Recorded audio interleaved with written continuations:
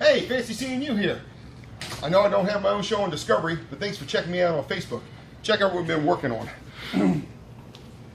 This is the Baggers Unlimited 26-inch Medusa wheel with the 18-inch matching rotor, made by SMT. I put a BCool fender on here. American Suspension Lower Legs raid kit. Scott Cylent Cycles hooked me up with the nacelle. Azzkikr did a set of custom bars for me. I also called John and Azzkikr. I had an idea for a gas tank that I wanted to stretch the tank and use a stretch stock dash with a custom speedo, and they made it happen for me. I was really happy about that. I did a Stingray ass end on this one. Just finished up the seat pan, finished making it up this morning, shaping it. She's all done. Engine's done over there. She's getting ready to get broke down for paint.